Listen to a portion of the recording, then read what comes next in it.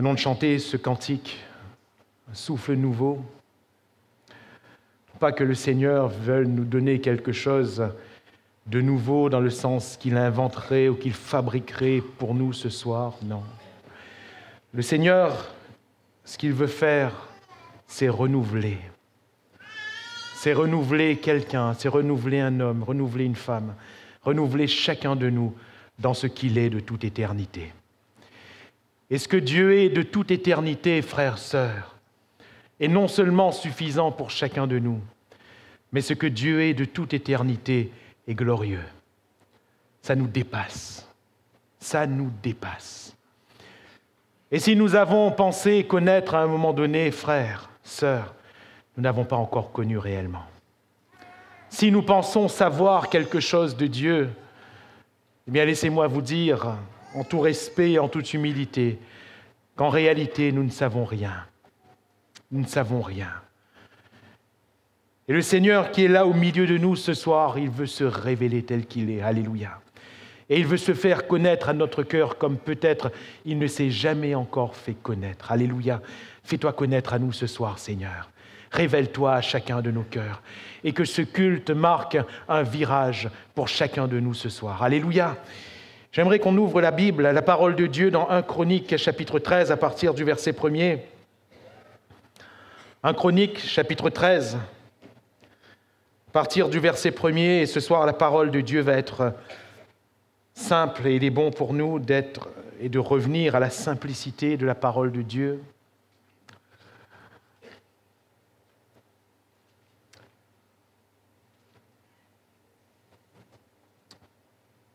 En Chroniques 13, à partir du verset 1er, David tint conseil avec les chefs de milliers et de centaines, avec tous les princes. Et David dit à toute l'assemblée d'Israël, si vous le trouvez bon, et si cela vient de l'Éternel notre Dieu, envoyons de tous côtés vers nos frères qui restent dans toutes les contrées d'Israël et aussi vers les sacrificateurs et les Lévites dans les villes où sont leurs banlieues, afin qu'ils se réunissent à nous et ramenons auprès de nous l'arche de notre Dieu, car nous ne nous en sommes pas occupés du temps de Saül. Amen. Gloire à Dieu. Ramenons auprès de nous l'arche de notre Dieu. Et j'aimerais ce soir, parler du fait de ramener l'arche au milieu de nous. Ramener l'arche au milieu de nous.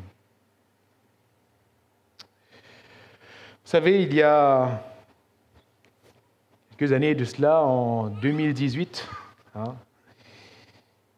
il y a eu une belle victoire pour la France dans le sport, la Coupe du Monde 2018.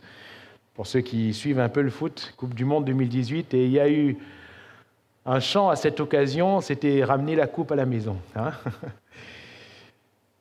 Et ce chant, il est ressorti des cartons il y a 4 ans, l'année dernière, en 2022, lors de cette Coupe du Monde un peu particulière, puisque au mois de décembre, dans un pays particulier, le Qatar, on connaît l'histoire, on n'en refait pas. Mais si en 2018, ils ont pu ramener la coupe, ils ont pu la gagner, en 2022, ils n'ont pas pu le faire. Et c'était une envie, c'était aussi un beau slogan, ramener la coupe à la maison, une belle perspective, et il y a eu une certaine application, puisque cette équipe de France est arrivée quand même en finale. Et quelle frustration d'arriver si proche du but, et de ne pas réussir. Il y a eu un échec. Dans l'histoire qui nous concerne ce soir, c'était le contraire. Il y a eu d'abord un échec dans le chapitre 13, et ensuite une réussite dans le chapitre 15. David a voulu ramener cette arche dans le lieu préparé pour elle, dans un lieu beaucoup plus adéquat, car comme nous l'avons lu, on n'en faisait plus un cas, c'était plus important. Et David va premièrement se frotter à un échec, nous le verrons, et je vous laisserai lire le chapitre entier, le chapitre 13, chez vous, qui est assez instructif. Et dans le chapitre 15, suite à cet échec, il ne va pas baisser les bras. Et frères, sœurs, toi qui peut-être t'es frotté à un échec ou à des échecs, il est bon de ne pas baisser les bras avec le Seigneur, alléluia. Il est bon de ne pas s'arrêter, il n'a pas baissé les bras, il est reparti de l'avant. Et cette fois, il y a eu une réussite. Il s'agit de ramener l'arche auprès d'eux. Il s'agit ici de ramener l'arche au milieu du peuple. David ne dit pas de ramener l'arche dans un lieu sacré, il ne dit pas de ramener l'arche dans un lieu saint. Oh, il avait sanctifié le lieu, il avait préparé le lieu, il avait dressé une tente comme il fallait. Mais il dit, ramenons auprès de nous l'arche de notre Dieu. Alléluia. Ramenons auprès de nous l'arche de notre Dieu. L'arche de Dieu représente quoi ? Eh bien, mes chers amis, mes frères et mes sœurs, l'arche de Dieu était significatif de rien d'autre que la présence de Dieu. La présence de Dieu. Cette arche sur laquelle se faisaient face 2 chérubins, eh bien, la Bible nous dit que c'est entre ces chérubins que Dieu apparaissait et que Dieu parlait. Alléluia. Et dans ce lieu très saint, dans ce lieu mis à part, dans ce lieu, auquel personne ne pouvait accéder, Dieu venait lui-même. Alléluia. Dieu était là particulièrement. Et Dieu parlait. Ramener la présence de Dieu au milieu de nous. Vous allez me dire, frère, Dieu n'est-il pas au milieu de nous ? Bien sûr qu'il l'est. Premièrement, à cause d'un principe très simple, c'est que sa présence remplit toute la terre. Alléluia. Dieu ne peut pas être absent dans un lieu de manière absolue. Dieu est l'omniprésent. Alléluia. Ça veut dire que sa présence, peut être partout. Et bien sûr que Dieu est là au milieu de nous. Alléluia. Mais il s'agit de quoi ici ? Ramener l'arche. Qu'est-ce qui était intéressé David ? Était-ce ce coffre de bois ? Était-ce les tables de pierre qui étaient à l'intérieur ? Était-ce les chérubins qui étaient au-dessus ? Il savait pertinemment que ces choses étaient symboliques. Oui, Dieu avait ordonné ces choses, mais il savait que ces choses étaient symboliques. Et quand il disait qu'on n'avait fait, aucun cas de l'arche du temps de Saül, c'est parce que David, et nous le voyons traduit dans le psalmiste, David savait que cette arche était l'arche de la majesté de Dieu et que le Dieu d'Israël était là. Et il voulait que cette présence particulière du Dieu d'Israël qui se révèle, du Dieu d'Israël qui agit, cette présence, revenait là où elle doit être, au milieu du peuple. Alléluia. Et quand il est dit au milieu du peuple, il ne s'agit pas d'une place physique seulement. Au milieu du peuple, c'est-à-dire que le Dieu d'Israël, sa présence, trône, soit le centre, soit la référence de tous. Alléluia. Ramenons l'arche au milieu de nous. Ramenons l'arche auprès de nous. Mes frères et mes sœurs, si Dieu est présent, ne serait-il pas temps, frères, sœurs de Saint-Louis, ne serait-il pas temps qu'on ramène la présence de Dieu là où elle doit être, au milieu de nous? Alléluia. N'est-il pas temps que le Dieu saint, le Dieu tout-puissant, le Dieu créateur de toutes choses, qui, oui, est présent, et je le répète, on ne peut pas annuler, effacer, gommer la présence de Dieu. Il est là, alléluia. Il est là parce qu'il l'a promis. Mais la présence de Dieu se manifeste-t-elle? Dieu est-il le centre? Dieu est-il la référence? La présence de ce Dieu saint et de ce Dieu glorieux, la gloire de Dieu, la voyons-nous?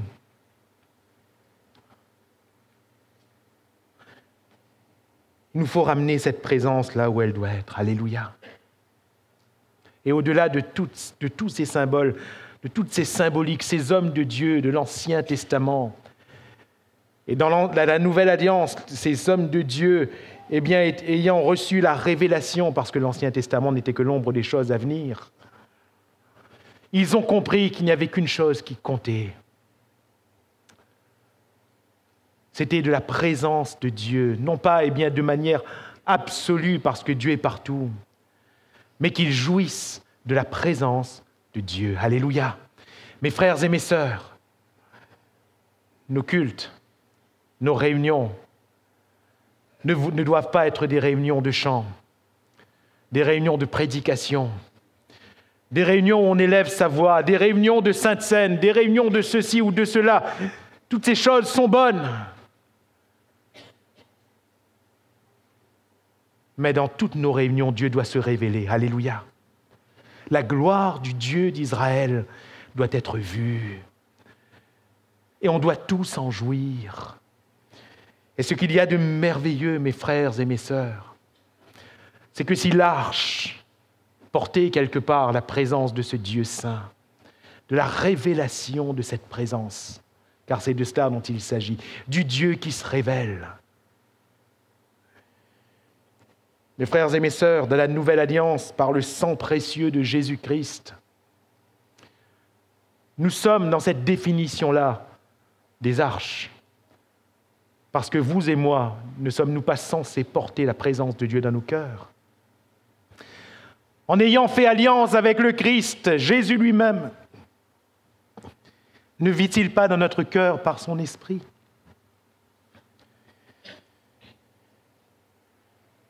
David avait un saint désir. Un saint désir. Et nous l'avons lu. Et nous savons quel homme était ce David, n'est-ce pas? David, un homme certes de la même nature que nous, mais un homme, c'est Dieu qui va le dire, un homme selon le cœur de Dieu.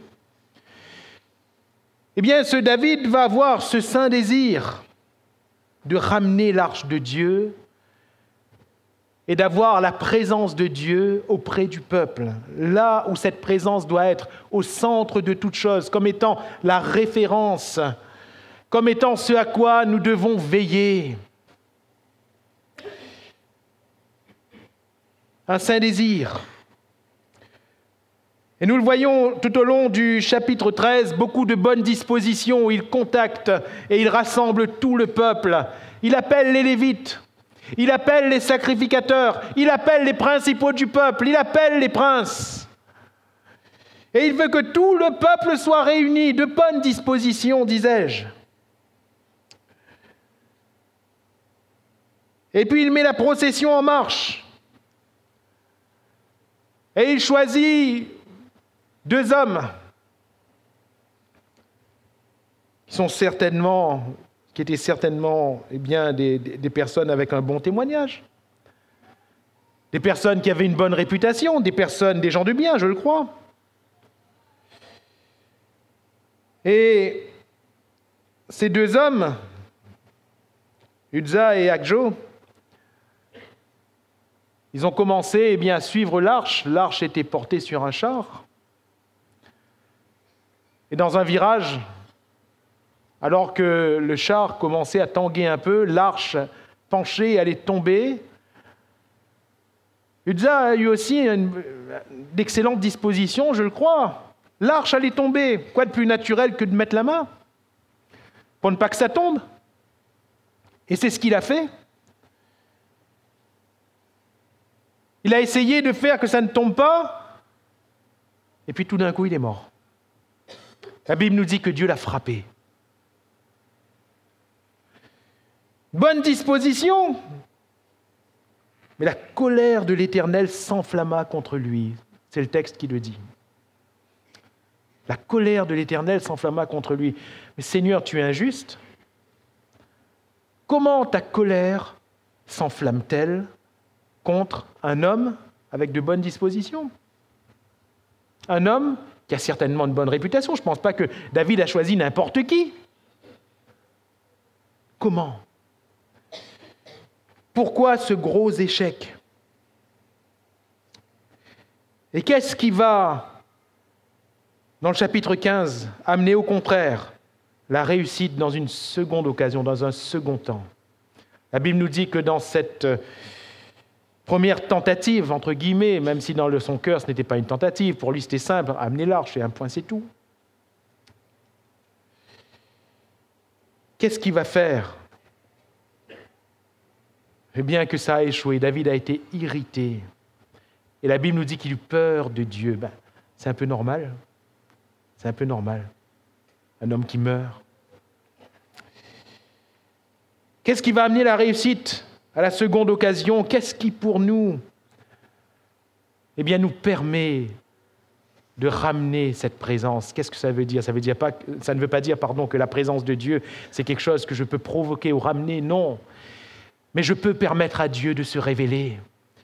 Je peux permettre à la gloire de Dieu de se révéler. Je peux permettre à ce Dieu merveilleux, magnifique et glorieux de montrer ce qu'il est au milieu de nous. Alléluia. Et c'est ce que nous voulons. C'est ce que nous voulons. La première chose qui a fait qu'il y a eu un échec la première fois et la réussite la seconde fois, c'est la base. La base de toute chose, l'obéissance à la parole de Dieu. Alléluia. Qu'est-ce qui fait que la présence de Dieu, se manifestera? Qu'est-ce qui fait que la gloire de Dieu sera vue? C'est quand les hommes et les femmes que nous sommes et qui nous appelons Église, lorsque nous obéirons fidèlement à la parole de Dieu. Alléluia. Vous êtes d'accord ou pas? Oui? Vous êtes sûr? 1 Chroniques 15, verset 13, chapitre 15, verset 13, David va dire, parce que vous n'y étiez pas, il parle ici aux sacrificateurs, aux Lévites, parce que vous n'y étiez pas la première fois, l'Éternel, notre Dieu, nous a frappés, car nous ne l'avons pas cherché selon sa loi. Amen. Pourquoi il y a eu un échec la première fois? Nous ne l'avons pas cherché selon sa loi. Et quand David dit « vous n'y étiez pas », si, il les avait conviés. Ils étaient là dans la foule. Ces Lévites, ces sacrificateurs, ils étaient là. Mais ils n'étaient pas à la place où Dieu leur avait dit d'être. Et leur place n'était pas dans la foule. Leur place n'était pas dans le cortège. Leur place était en tête. Leur place était, pour certains, pour les portiers, sous l'arche. L'arche ne devait pas être portée sur un char, mais devait être portée sur les épaules d'hommes consacrés. Alléluia. Parce que vous n'étiez pas à votre place. La première fois, l'Éternel, notre Dieu, nous a frappés. Pourquoi, trop souvent, frères, sœurs, nous sommes frappés? La réponse va être une question. Sommes-nous à notre place? Quelle est notre place? Quelle est ta place? Quelle est ma place? Notre place est dans l'obéissance à la parole de Dieu. Alléluia.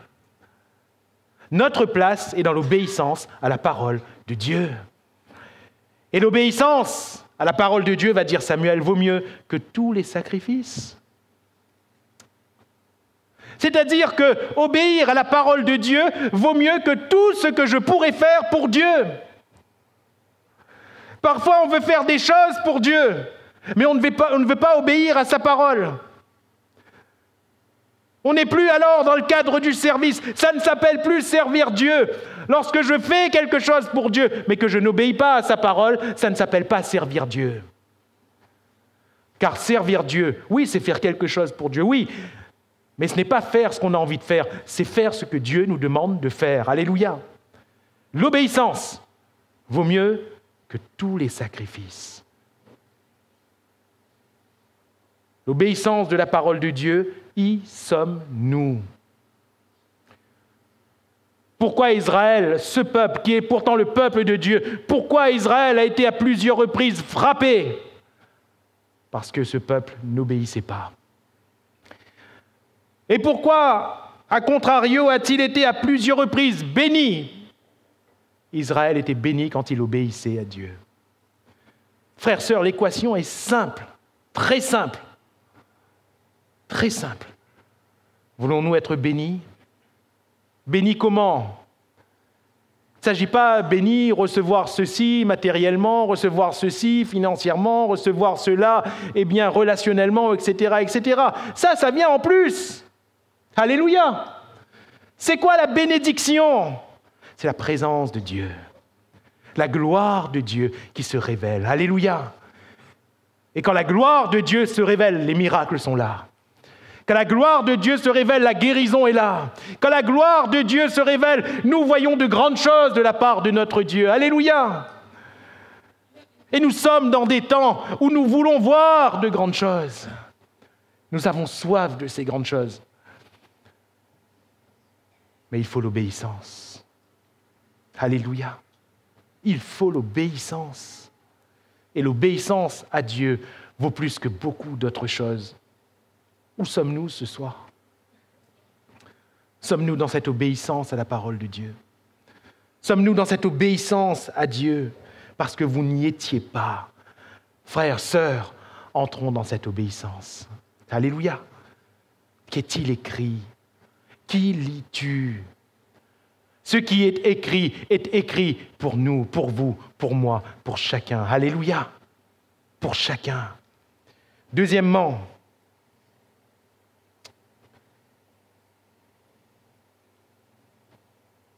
qu'est-ce qui va amener la réussite à cette seconde occasion?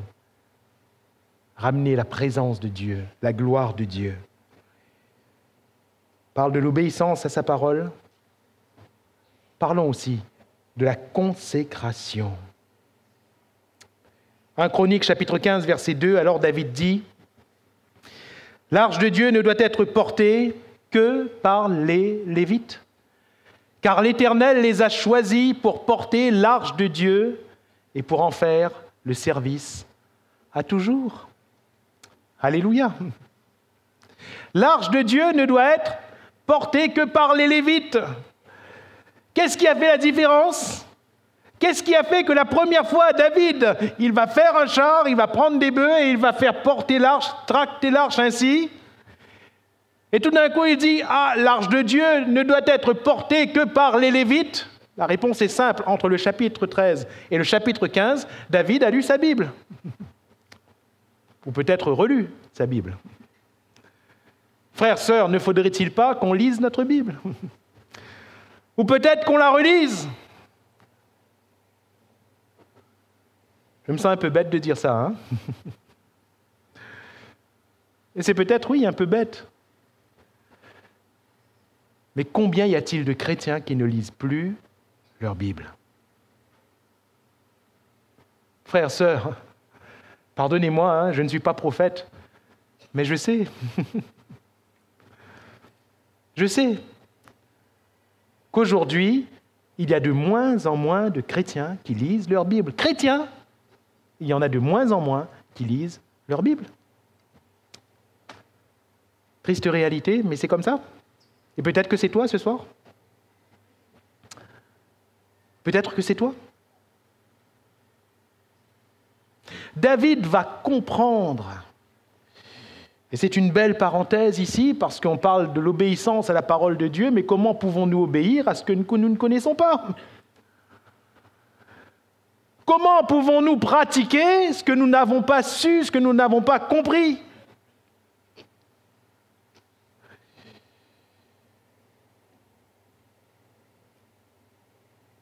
Vous savez, il y a toutes sortes de statistiques, mais sans entrer dans les chiffres. J'ai lu un rapport cette semaine, je ne sais pas quelle est la portée, je pense que ça doit être un échantillon de personnes. Mais il y a une forte, très forte majorité, attention, pas d'hommes et de femmes sur la terre, de chrétiens, c'est-à-dire d'hommes et de femmes fréquentant assidûment les églises, une très forte majorité qui ne lisent plus la Bible. Et à ces gens, on leur a demandé, citez-nous Jean 3,16. Ils ne savaient pas. Comment commence le psaume 23 ? Ils ne savaient pas. Alors, inutile d'aller dans les autres questions. Lisons-nous la Bible. David a lu sa Bible. Et il a compris ce qui n'allait pas. Et ça contraste parce que à la fin du chapitre 13, la Bible nous dit qu'il eut peur. Il eut peur de Dieu. Mais pourquoi il a eu peur ? Parce que dans son esprit, qu'est-ce qui s'est passé ? Mais pourquoi ça a flanché ? Comment, cet homme est-il mort ? Seigneur, pourquoi tu l'as frappé ? Qu'est-ce qui s'est passé ? Pourquoi ça a échoué ? Parfois, on fait des choses pour le Seigneur et on dit, Seigneur, mais comment ça se fait que ça échoue ? Comment ça se fait que ça ne fonctionne pas, Seigneur ? Et on est désemparé, n'est-ce pas ? On est désemparé, parfois on préfère ne plus rien faire. Alors que, il suffirait juste simplement, à un moment donné, d'ouvrir sa Bible. Et quand David, il ouvre sa Bible, qu'est-ce qu'il voit ? Ah, mais bon sang, il n'est simplement pas fait comme il fallait le faire. Il a ouvert sa Bible. Et il a vu, ou peut-être qu'il a revu, que Dieu avait choisi les Lévites pour porter l'arche. Et lui, il a choisi des bœufs. Avec 2 bons gars qui sont là autour. Frères, sœurs, c'est vrai que nous sommes en 2023, mais notre Dieu a-t-il changé ? Est-ce que Dieu change ? Est-ce que la parole de Dieu change ? Non. Pour porter l'arche, il faut toujours des hommes et des femmes consacrés. Pas seulement des bons gars, pas seulement des bons hommes, des bonnes femmes, pas seulement des hommes et des femmes qui sont bien. Frère, c'est un bon boug. On peut prendre Ali. Ali, il est bien. On peut prendre Ali. Ce ne sont pas les critères de Dieu. Les critères de Dieu sont des critères de consécration. Alléluia. Autrement dit, il ne veut pas des hommes et des femmes qui sont des gens du bien. C'est une bonne base quand même. Mais il veut des hommes et des femmes qui lui appartiennent. Alléluia. Des hommes et des femmes consacrés sont des hommes et des femmes qui appartiennent à Dieu. Alléluia. Consacrés comment ? Consacrés par le sacrifice de Jésus-Christ. 1 Chronique 15, verset 26. J'aime bien ce qu'il est dit, car ce fut avec l'assistance de Dieu que les Lévites portèrent l'arche de l'alliance de l'Éternel et l'on sacrifia 7 taureaux et 7 béliers. 7, sans faire de numérologie, je ne suis pas un crack là-dedans, mais 7, c'est le symbole de la perfection de Dieu, le chiffre de Dieu. Et le sacrifice parfait, le sacrifice de Dieu, c'est Jésus-Christ à la croix. Alléluia. Comment sommes-nous consacrés à Dieu ? Par le sang de Jésus qui coule à la croix. Quand le sang de Jésus coule à la croix, et ce n'est qu'un rappel que je fais ce soir, il nous purifie de tout péché, mais pas que. Il nous consacre à Dieu. Alléluia. Apocalypse, chapitre 1er, à celui qui nous aime, qui nous a délivrés de nos péchés. Comment ? Par son sang, et, c'est bien en ajout, et qui a fait de nous un royaume des sacrificateurs pour Dieu le Père. Alléluia. Qui nous a consacrés à Dieu. Le sang de Jésus. Frères, sœurs, que le sang de Jésus nous lave encore ce soir. Alléluia. Pour que l'on voie la présence de Dieu au milieu de nous. Reconsacrons-nous à Dieu par le sang de Jésus. Et que lisons-nous ici ? Que par ce sacrifice, Dieu nous assiste. Alléluia. Dieu nous assiste. Dieu nous assiste pour que nous voyions sa présence. Alléluia. Dieu nous assiste.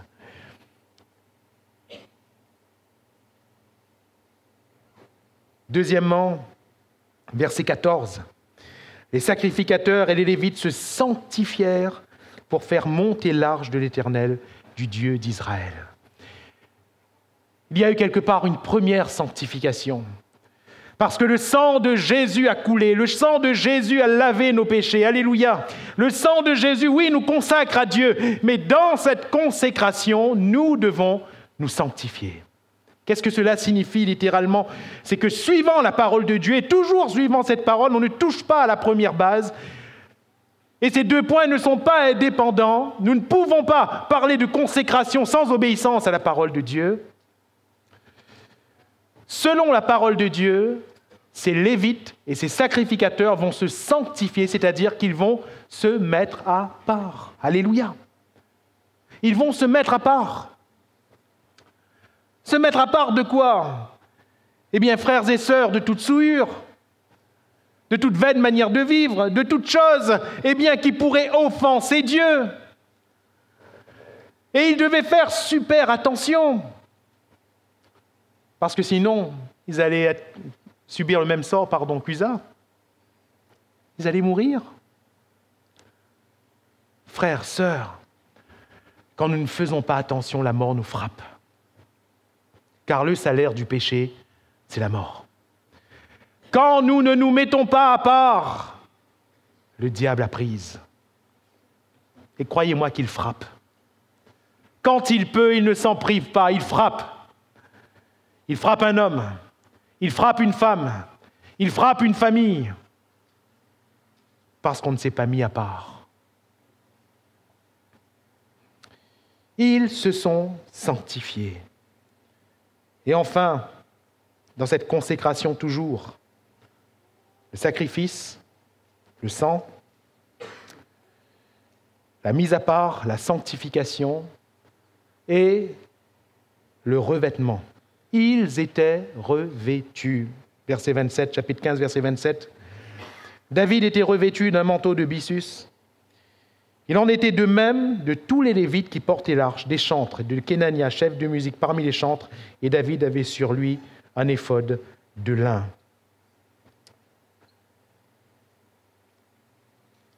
Le byssus était un tissu très coûteux, fabriqué à base de lin blanc. Du lin blanc. Et c'était ce manteau qui les recouvrait. Alors, j'aimerais parler de ce qui nous recouvre ce soir, afin que la gloire de Dieu se révèle. Frères, sœurs, nous sommes recouverts du Saint-Esprit de notre Dieu. Alléluia. Et par l'Esprit de Dieu sur nous, Dieu se révèle. Dieu se révèle. Par l'Esprit de Dieu sur chacun de nous, Dieu se révèle. Par l'onction de Dieu sur notre vie, qui est une onction de pureté, qui est une onction de salut. David va dire dans le psalmiste, que tes sacrificateurs soient revêtus de salut, que tes sacrificateurs soient revêtus de justice. Et le salut est celui que donne l'Esprit.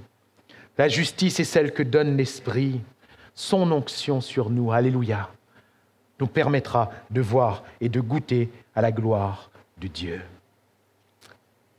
Et enfin,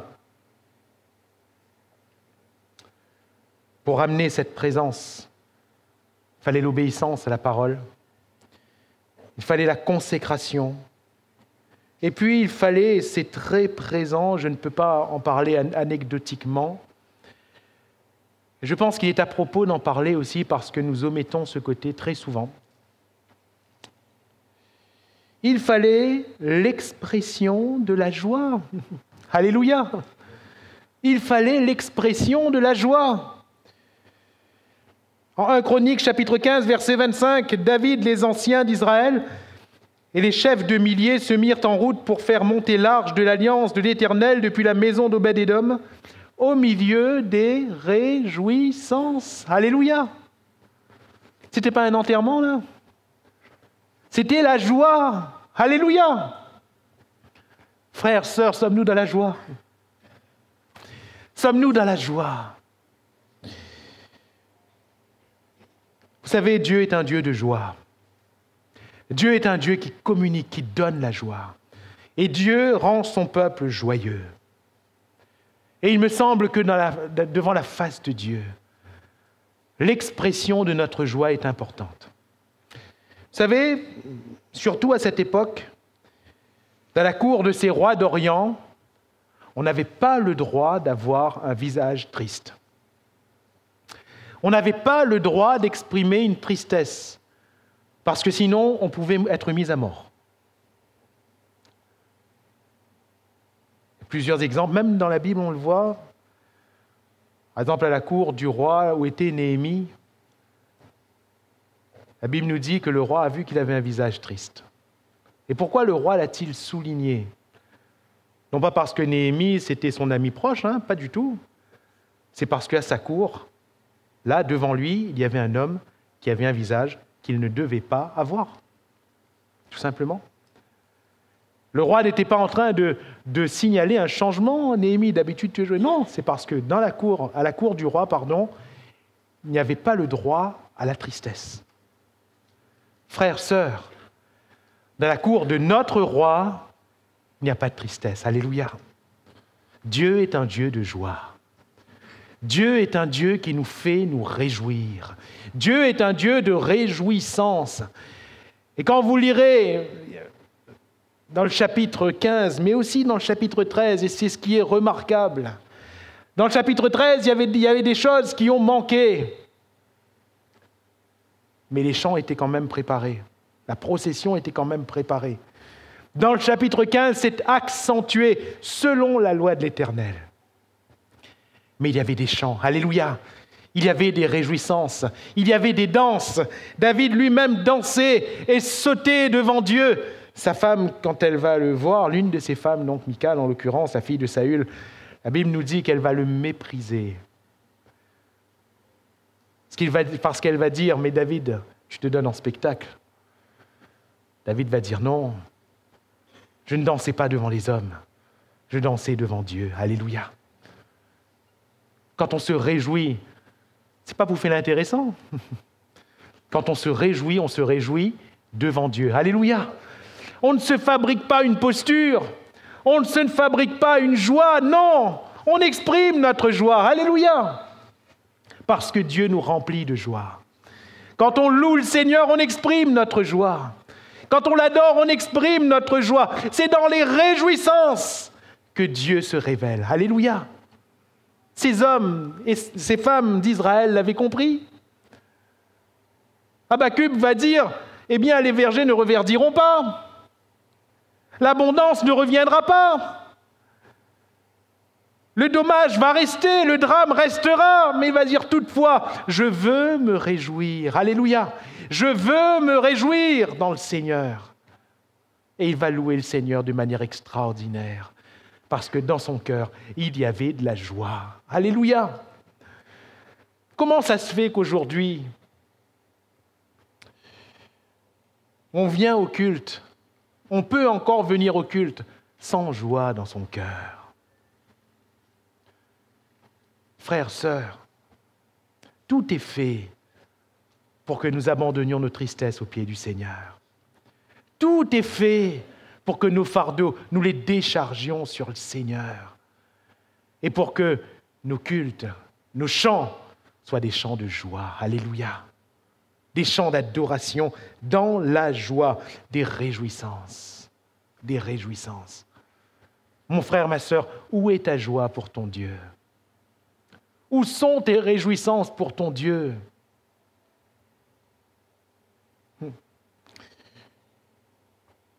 La joie était exprimée. Ces Israélites bougeaient pour le Seigneur. Alléluia. Il ne s'agit pas pour nous de danser de force, non. Mais quand même, je crois que notre cœur, notre être tout entier doit vibrer de joie pour le Seigneur. Ces Israélites frappaient des mains, et c'est écrit dans les psalmistes, ils frappaient des mains. Aujourd'hui, on dirait qu'on a du mal. Ces Israélites chantaient de tout leur cœur, de toute leur voix. Ces Israélites, de la présence de leur Dieu, étaient souriants, remplis de joie. Alléluia! Mon frère, ma sœur, où est ta joie pour le Seigneur? Où est ta joie pour ton Dieu? Comment ça se fait qu'en 2023, alors que Dieu nous a donné tout ce que nous avons, alors que Dieu a fait de nous les êtres les plus heureux de la terre, comment ça se fait que nous puissions venir encore dans sa présence, dans un culte le samedi soir, sans exprimer notre joie? Alléluia! Sommes-nous encore capables de chanter en frappant des mains? Sommes-nous encore capables d'élever nos voix dans les temps de louange et d'adoration et de dire « Seigneur, merci, alléluia, merci parce que tu es bon, merci parce que tu es grand ». Sommes-nous capables de le faire? Où est notre joie? Parce que c'est dans la joie, dans cette joie-là, que le Dieu d'Israël se révèle. Et vous avez remarqué que c'est dans les moments de louange les plus intenses, dans les expressions de joie les plus intenses, que les dons spirituels sont les plus frais. Alléluia! Que les dons spirituels sont les plus précis et les plus percutants, parce que le Dieu d'Israël se révèle. La gloire de Dieu.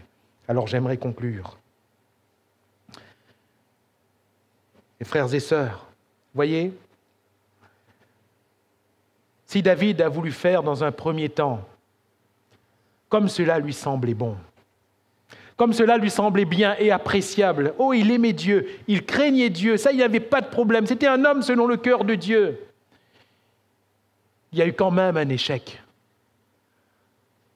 parce que Dieu ne voulait pas que sa présence glorieuse vienne en bénéfice aux hommes de n'importe quelle manière.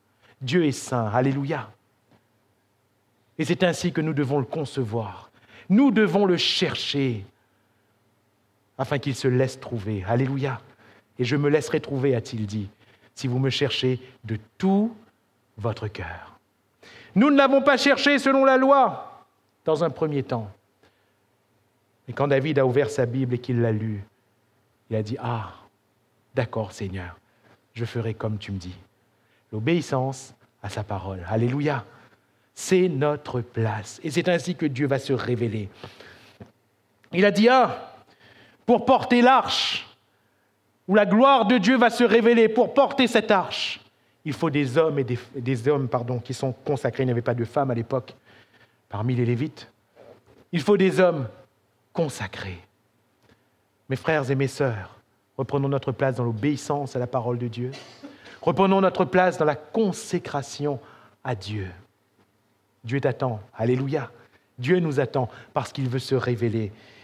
Et il va dire, « Ah, nous allons chanter. » Tout le peuple va se réunir. Nous allons chanter. Nous allons danser. Nous allons exprimer notre joie devant Dieu. Alléluia. Car Dieu est un Dieu de joie. Et Dieu est un Dieu qui aime quand son peuple se réjouit. Alors ce soir, voulons-nous nous courber? Et voulons-nous, pardonnez-moi, je remets cette expression entre guillemets, voulons-nous ramener l'arche? Voulons-nous ramener la présence de Dieu là où elle doit être? Voulons-nous permettre à la gloire de Dieu de se révéler? Car Dieu est présent. Nous n'avons aucun doute là-dessus. Jésus a dit là où 2 ou 3 sont réunis en mon nom, je suis au milieu d'eux. Alléluia. Dieu est présent. Il n'y a aucun doute là-dessus. Je ne suis pas en train de dire que Dieu n'est plus dans nos rassemblements. Absolument pas. Dieu est présent. Et nous voulons voir la gloire de Dieu. Nous voulons voir la gloire du Dieu d'Israël. Nous voulons voir la gloire du Dieu créateur. Nous voulons voir la gloire du Père qui a donné son Fils pour nous. Alléluia. Nous voulons voir cette gloire au milieu de nous. Alors ce soir, revenons dans l'obéissance à la parole. Ce soir, revenons dans cette sanctification, cette mise à part, cette consécration. Ce soir, réjouissons-nous et louons le Seigneur dans l'expression de cette joie. Alléluia.